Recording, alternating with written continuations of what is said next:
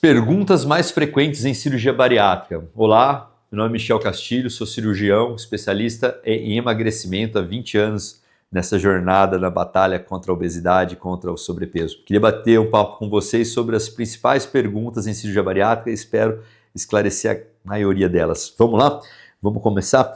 O pessoal pergunta pra gente mortalidade, né? A cirurgia bariátrica é uma cirurgia de risco, uma grande cirurgia? Então vamos lá. A cirurgia bariátrica é uma cirurgia de grande porte, mas com a tecnologia envolvida, com o preparo envolvido, com o manejo envolvido para ir para a cirurgia bariátrica, é uma cirurgia muito segura. É a cirurgia mais realizada do aparelho digestivo hoje no nosso mundo e é uma cirurgia em ponto de, pensando em maior mortalidade, comparável a uma cirurgia de vesícula por vídeo ou uma cirurgia, uma cesárea. Tá? Lembrando que hoje, né, estamos em 2025 gravando esse vídeo, a cirurgia pode ser feita por videolaparoscopia ou por via robótica, né, com auxílio da tecnologia robótica, então confere uma segurança muito grande. A cirurgia pode ser feita via aberta, né, sobre corte, mas hoje muito pouco empregada com as tecnologias disponíveis, gerando mais segurança e melhor recuperação. Uma coisa que o pessoal pergunta muito, fala, Michel, mas poxa, eu vejo algumas pessoas que operam e ficam com um aspecto muito envelhecido. Aí eu pergunto, em que lugar você viu essas pessoas? Porque aqui no meu consultório não tem essas pessoas com esse aspecto envelhecido. E aí, brincadeiras à parte, por que a gente fala isso? Porque isso está relacionado com um conceito que eu gosto muito, que é bariátrica de alta performance, que é o modelo que eu trabalho. Em breve gravaremos um vídeo explicando sobre o que é bariátrica de alta performance. Mas isso está relacionado com o cuidado, com o manejo.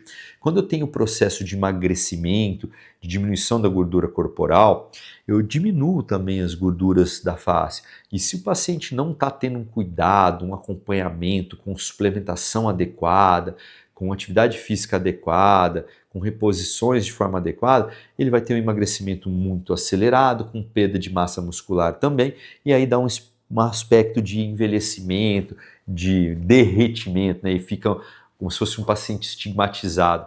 E eu brinco muito com os pacientes que estão em preparo para a cirurgia quando vem aqui no meu consultório, né? Se você ficar uma semana na recepção da minha clínica, tu vai querer operar amanhã, se você ficar uma semana na porta do pronto-socorro, você não vai querer operar nunca.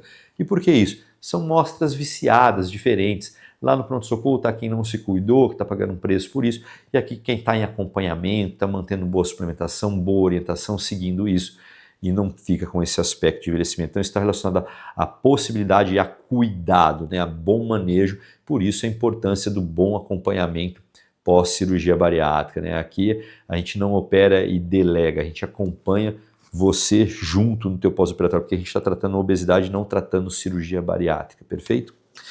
Outra coisa que as pessoas perguntam, né, dúvidas frequentes sobre cirurgia plástica, né? Todo mundo que faz cirurgia bariátrica precisa fazer cirurgia plástica? Em quanto tempo eu posso ir para a cirurgia plástica? Não, não é todo mundo que precisa de cirurgia plástica, não é todo mundo que quer fazer cirurgia plástica, né?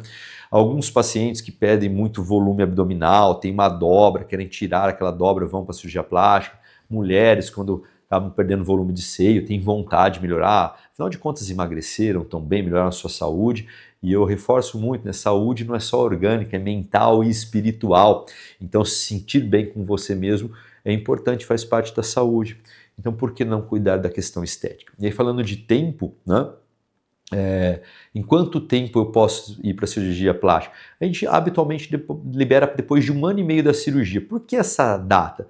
Porque é, em média, o período que as pessoas estabilizam peso. Então eu posso liberar para a cirurgia plástica depois que o paciente estabiliza peso, porque aí o cirurgião plástico ele vai oferecer o melhor que ele tem em capacidade técnica para oferecer o melhor resultado estético e funcional possível quando há estabilização de peso. Então, com isso, pode ser que tenham pacientes que estabilizam peso antes e possam ser liberados para a cirurgia antes? Sim, eu tenho pacientes que eu já liberei com 8 meses de cirurgia bariátrica para a cirurgia plástica, porque ele atingiu a meta de peso, ele está com peso estabilizado, com dieta equilibrada, com atividade física bem regularizada, e esse paciente ele pode ir antes, lógico que são situações individuais, mas por isso que o acompanhamento é importante, né? A gente individualiza as condutas, perfeito? Mas em média depois de 1 ano e meio, período que geral atinge estabilização de peso e a gente libera para a cirurgia plástica. Michel, e como eu posso mitigar ao máximo minha necessidade de cirurgia plástica? A atividade física, principalmente atividades de força resistida, que eu bato tanto nos meus vídeos falando de musculação no pós-operatório de cirurgia bariátrica, é o exercício de escolha e vai mitigar muito a tua necessidade de cirurgias plásticas, tá? E aproveitando, falando um pouquinho sobre isso, eu queria te convidar, se você ainda não segue o nosso canal, por favor, comece a seguir aqui, ativa o sininho para que você seja notificado toda vez que chegue um vídeo novo aí, que a gente sempre traz coisa interessante, muito legal para você em conhecimento aqui, tá bom? Vamos lá, o que mais que a gente vai falar aqui? Sobre cabelo, as pessoas perguntam muito sobre queda de cabelo. Michel, o pessoal falou que cai muito cabelo pós-cirurgia bariátrica. Isso é verdade? Em partes, vamos lá. Todo emagrecimento, ele vai gerar uma queda de alguns nutrientes e ele pode gerar aumentada queda de cabelo, tá ok? Na cirurgia bariátrica não é diferente, e principalmente de 3 a 6 meses, há um aumento do volume de queda de cabelo, mas é autolimitado, por 6 meses se estaciona. Mas a gente tem ferramentas para mitigar essa quebra e essa queda, com protocolos injetáveis, com suplementações junto com a nutricionista. A gente cuida disso também, a gente orienta muito sobre isso para mitigar esse processo. Mas todo o processo de emagrecimento, seja balão, seja medicação, existe por um período um aumento de queda de cabelo, mas ninguém fica careca por conta desses procedimentos não, tá? Vamos lá. Fertilidade e gestação, né? Bom, cirurgia bariátrica aumenta a fertilidade, tá? Até uma das indicações, tanto para homem, né, impotência sexual masculina, infertilidade feminina, são uma das indicações envolvidas com comorbidades, como critério para indicação da cirurgia. Tá? Então, a cirurgia é indicada para a infertilidade feminina, para a impotência masculina e aumenta a fertilidade. E para gestação, normalmente a gente libera a paciente para poder gestar depois de 1 ano e meio também, que é quando há estabilização de peso. Antes disso não é muito interessante, porque a gente está num processo de perda de peso, de mudança de composição corporal, e após a estabilização do peso, eu vou ter uma gestação muito mais segura, muito mais tranquila, tanto para a mãe quanto para o bebê. Perfeito? Suplementação, né? O que a gente pode falar sobre suplementação? Michel, o pessoal vem me perguntar muito assim, Michel, mas eu vou ter que tomar suplemento pro resto da vida? Não, vamos lá, devagar.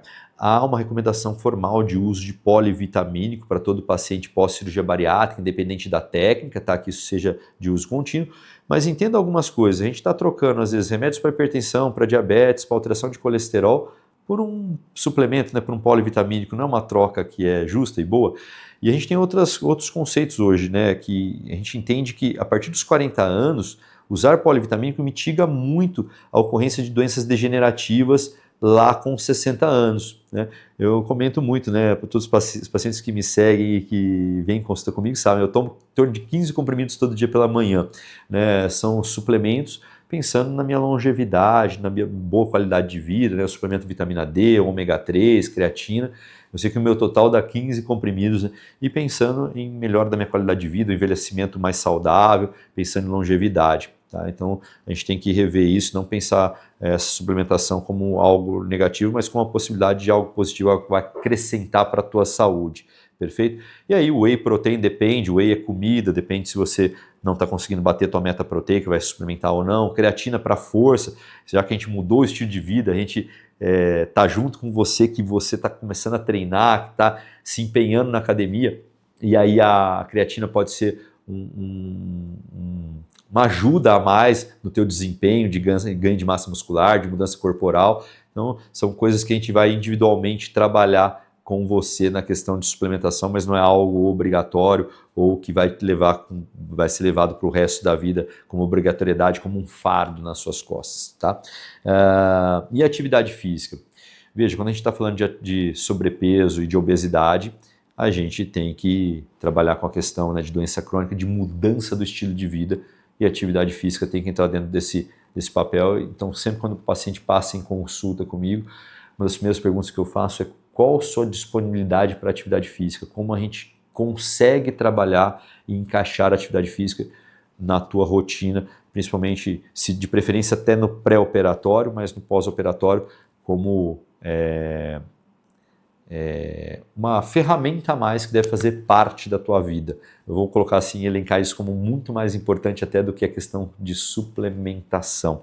E qual atividade? Atividade de escolha, musculação, atividade de força resistida, de preferência musculação, é o que vai trazer melhor resultado, melhor manutenção de peso a longo prazo. E aproveitando isso, eu queria convidar, a gente vai deixar um card aqui embaixo sobre um outro vídeo que a gente gravou recentemente, falando sobre o preparo, sobre as primeiras consultas, sobre quem quer ir para a cirurgia bariátrica, como é que eu começo, quais são as indicações, falando um pouquinho desses pormenores de quem está desejoso para ir para a cirurgia bariátrica. Vai estar o card aqui embaixo para que você possa acessar esse outro vídeo.